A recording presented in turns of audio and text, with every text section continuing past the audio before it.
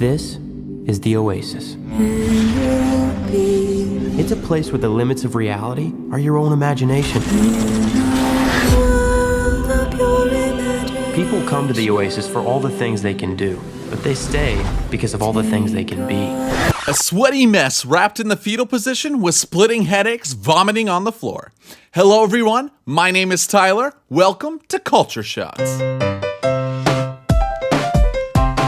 Virtual reality is here, and if Ready Player One offers any indication, it will be for a while.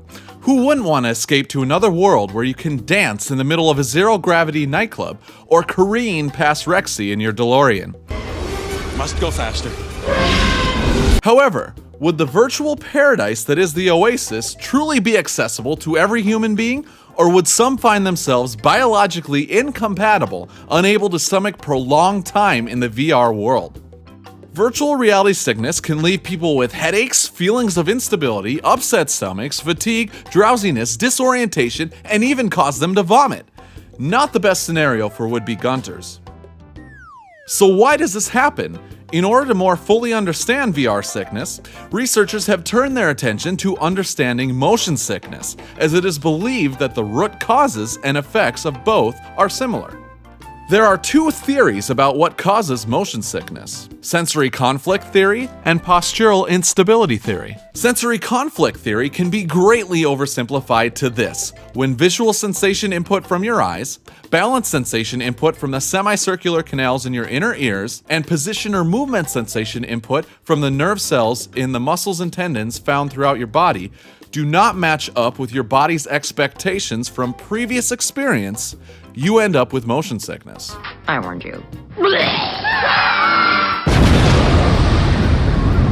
Postural instability theory, put forth by Tom Stoffrigan, a kinesiology professor at the University of Minnesota, explains that motion sickness arises when the brain does not get the posture movement that it expects. Let me explain.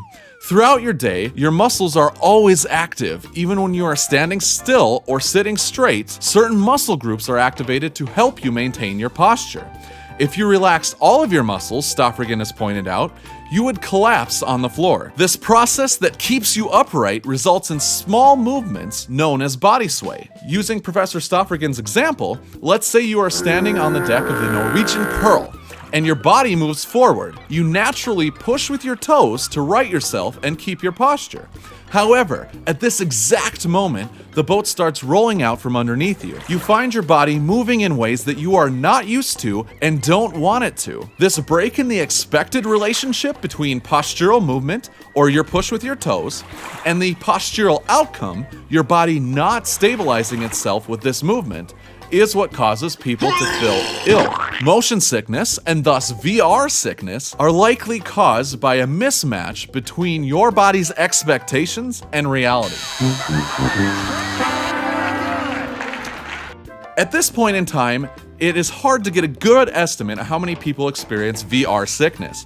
However, recent studies have allowed us to estimate that somewhere between 3 and 60% of people have experienced motion sickness depending on the scenario. It has also been challenging for researchers to predict just exactly why some people can go for hours in a VR world while others are retching on the floor in minutes. However, on the computer/goggle side of the equation, both frame refresh rate and latency have been implicated in causing VR sickness. So, are some unlucky percentage of our kids and grandkids doomed to an Oasis-less life in the stacks, falling asleep to the sound of bombs and gunfire, and waking up in a cold sweat from the goggle-induced night terrors? And if this were indeed true, would the Oasis even have become as successful as it did by the time of James Halliday's famous death in the year 2039? Fear not, future Gunters. The Mayo Clinic is here to save our dystopian future. The hospital recently developed different algorithms that can be paired with what is called a galvanic vestibular stimulation system. Think strategic head shocker,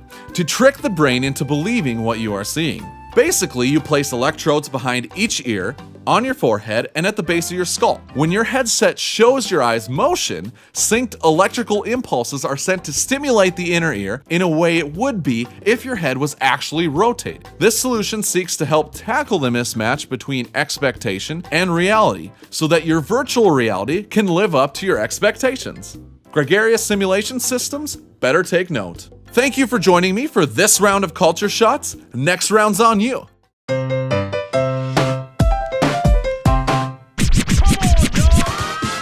Please let us know of any VR sickness stories that you have. We will pick one winner from the comment section to feature in our next video. Also, please click subscribe to stay up to date on all of our videos. And if you'd like to know exactly when we release them online, click that bell.